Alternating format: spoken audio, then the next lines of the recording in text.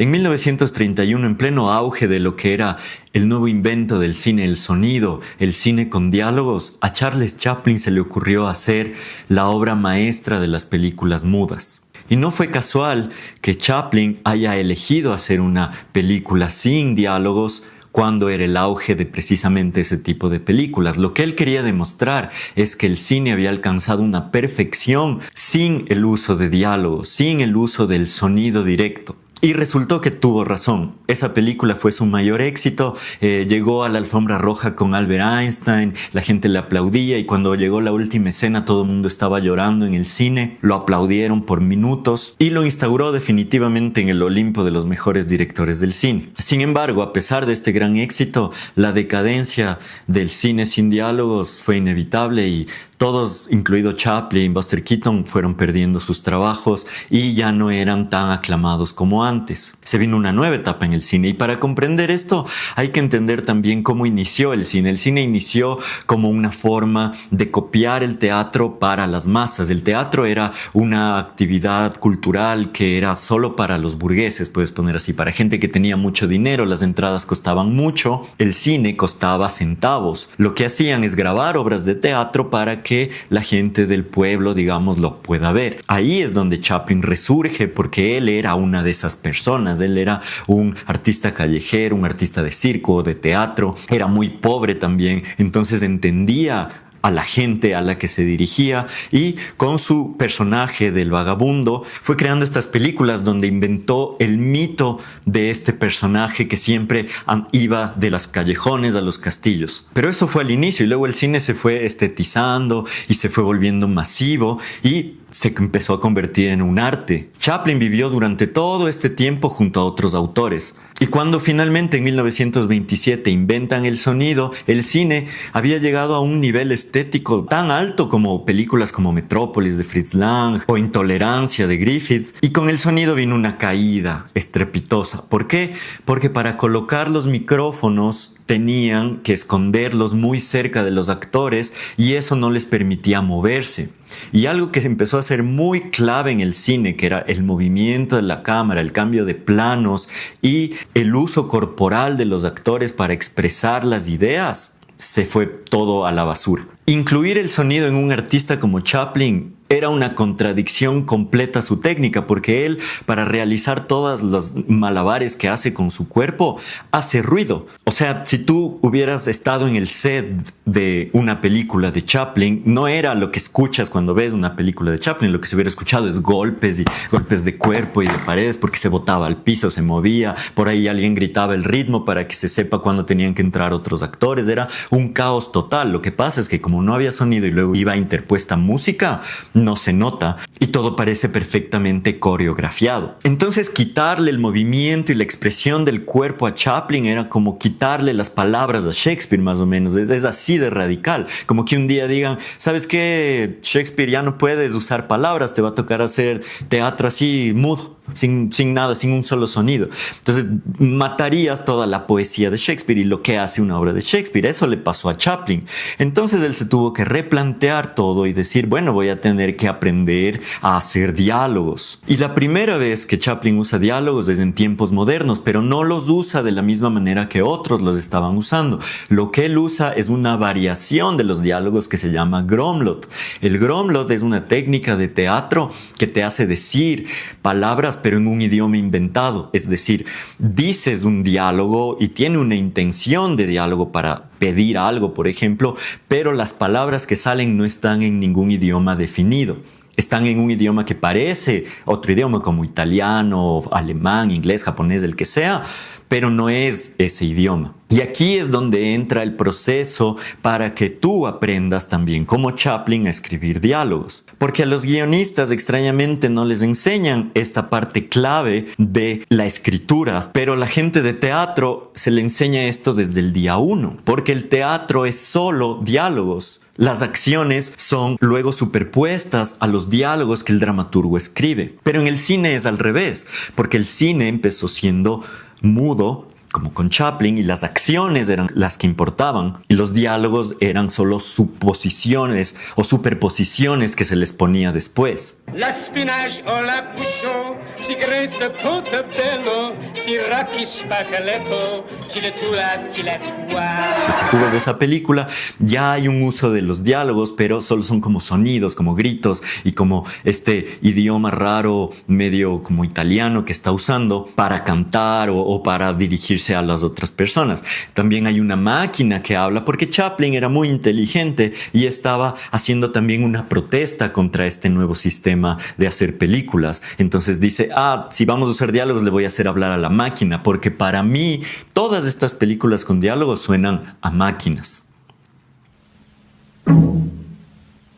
Good morning, my friends. This record comes to you through the Sales Talk Transcription Company, Incorporated. Your speaker, the mechanical salesman. Entonces, Tiempos Modernos, que es una película que precisamente se queja de cómo el mundo está cambiando hacia una industrialización donde el ser humano se minimiza, es también una crítica contra estos diálogos y sonido y nuevas tecnologías que se estaban dando en el cine. Ahora, ¿qué pasó? Que otros directores empezaron a usar el sonido muy bien. Por ejemplo, John Ford empezó a usarlo en sus westerns y quedaban perfecto, y trajo nuevos actores que sabían cómo expresar las emociones mediante diálogos. Lo mismo puedes decir de Hitchcock, que aprendió a crear suspenso con estos encuadres y con diálogos y sonidos que estaban fuera de cuadro y que te hacían sentir el miedo o la situación psicológica del personaje que estaba escuchando esos sonidos y que ni él ni tú podemos ver. Igual pasó con Fritz Lang, que ya empezó a usar los diálogos en una película como M.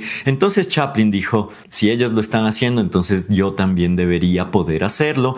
Y ahí es cuando se le ocurre la idea de ser el gran dictador y definitivamente usar los diálogos. Entonces él, al darle la palabra al vagabundo, también está matando el personaje que todos estábamos acostumbrados a que no hable y solo se exprese con movimientos físicos. Entonces Chaplin reduce bastante los movimientos físicos del vagabundo y le empieza a dar más amplitud a sus diálogos. Pero lo más importante es la historia que tiene con Hitler, porque es una película protesta y burla contra Hitler, porque Hitler le había robado la imagen de el bigote, le había robado a Chaplin para ser más querido por el pueblo, o al menos esa es la historia que se cuenta. Entonces Chaplin pensó, yo le voy a robar lo que él cree que es su talento, que era la forma en la que él daba sus discursos, porque Hitler era muy conocido por dar muy buenos discursos. Entonces Chaplin dijo, así voy a usar los diálogos, voy a robarle, como él me robó mi imagen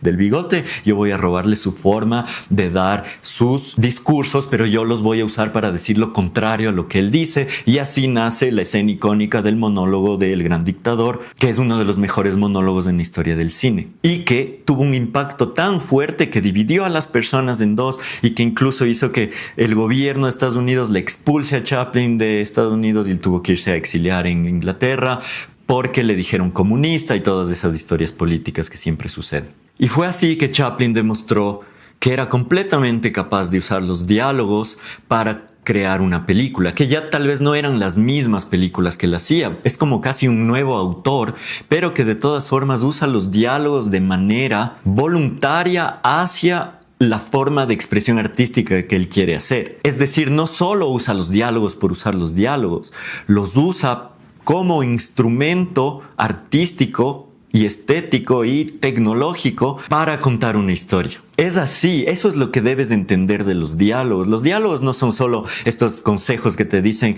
hazles más naturalistas o solo practica escuchando a la gente. Eso no son los diálogos, nunca han sido eso los diálogos. Los diálogos empiezan hace miles de años, cuando había estos poetas como Homero que se dedicaban a recitar completamente toda la historia de la Ilíada. Eso es un diálogo. Lo que pasa es que es un diálogo de una sola persona, pero luego eso se divide en teatro cuando ya hay dos personajes en el primer teatro griego y son dos personajes hablando uno al otro, y todo eso va evolucionando hasta que llega el teatro de Shakespeare y luego viene el teatro más naturalista de 1900 y luego el cine. Cada uno de esos autores entendía para qué servían las palabras, porque venían, como te digo, del teatro, y en el teatro lo que te enseñan es que nunca, por ejemplo, un personaje va a decir exactamente lo que está sintiendo o pensando, porque los seres humanos no son así. Y Chaplin sabía esto, entonces él sabía que había una práctica de esto en el teatro y dijo, ¿cómo los actores practicamos esto? Con Gromlot. Entonces ese es el ejercicio que debes hacer. El ejercicio es, primero haces un corto sin sonido, sin diálogo, solo le pones música, un corto tipo Chaplin o tipo Buster Keaton, donde usas tu cuerpo, no tienes que hacer los malabares que ellos hacían, puedes hacerlo a tu manera y también puedes hacer un drama, porque no todo el cine mudo era Chaplin y Buster Keaton, obviamente. Entonces, solo lo haces con acciones, haces que se note que cuando un personaje está, por ejemplo, hablando, como yo estoy hablando, y le quitas el sonido, solo se lo ve que está entusiasta enseñando algo. Otro está triste y está hablando así, entonces no escuchas, ¿no es cierto? Pero solo haces los movimientos, o sea, sería algo así. Y en el otro caso sería así.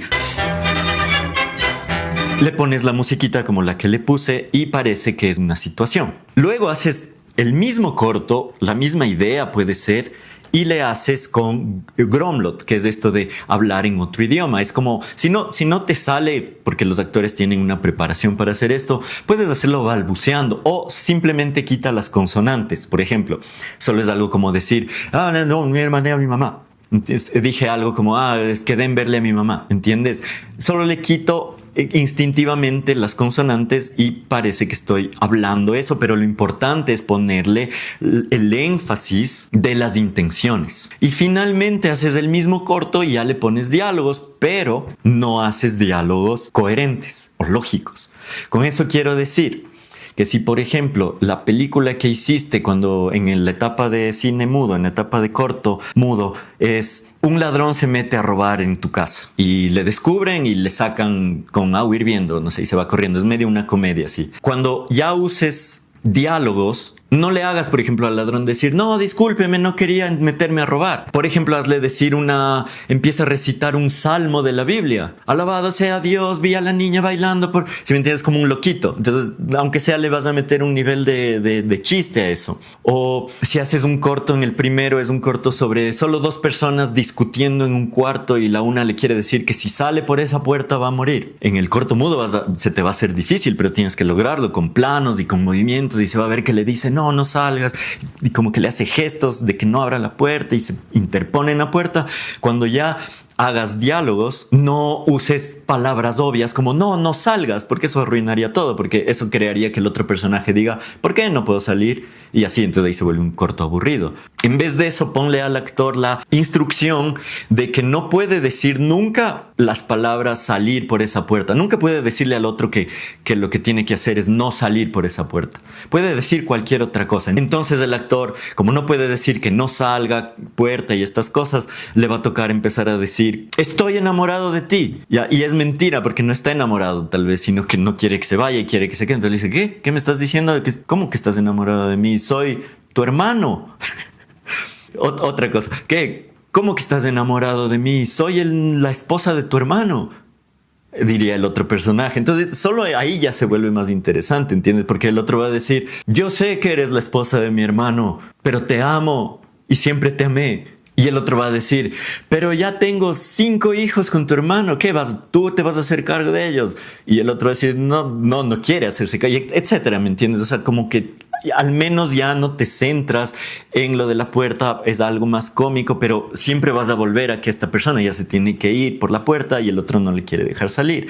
Todos esos diálogos, en ninguno va a ser obvio y vas a aprender que en realidad no importa lo que se diga en los diálogos. Lo que importa son las acciones, y los diálogos son como o le acompañan para crear un efecto cómico o le acompañan para crear más drama. Pero siempre los actores saben que no deben directamente expresar esa idea. Entonces tú como Chaplin van a aprender cómo realmente escribir diálogos, porque no es que haya una fórmula secreta, es una práctica constante de hacer este tipo de improvisaciones una y otra vez, hasta que tu cerebro se acostumbra a esta idea de cómo se hacen los diálogos realmente y cómo se refuerzan con estas otras partes de el cine, que son los planos y las actuaciones y las luces y los movimientos de cámara y todo eso. Y ahí es cuando realmente empiezas a tener un sentido de cómo se hacen y le pasas al papel. Ya no necesitas de eso cuando estás escribiendo. Como todo buen guionista, no es que solo estás ahí sentado y escribes y se te vienen los diálogos. Lo que hacen muchos de ellos es que tienen entrenamiento actoral y se levantan y hablan ellos mismos, hacen todos los personajes, porque esa es la manera en la que va a ser expuesto cuando se ruede la película. ¿Entiendes? No va a ser una película donde los dos personajes están sentados en una computadora y escribiendo y tecleando. No va a ser así. Va a ser que o están corriendo, o están en un carro, o están discutiendo en algún lugar, etc. Entonces haz ese ejercicio y con la práctica y con el tiempo vas a aprender a hacer diálogos. Eso te aseguro. Y si necesitas las instrucciones más claras de todo esto que dije aquí, voy a dejar abajo un PDF o un post donde te va a explicar paso a paso cómo se hace. Entonces solo haces clic y ya. Suscríbete.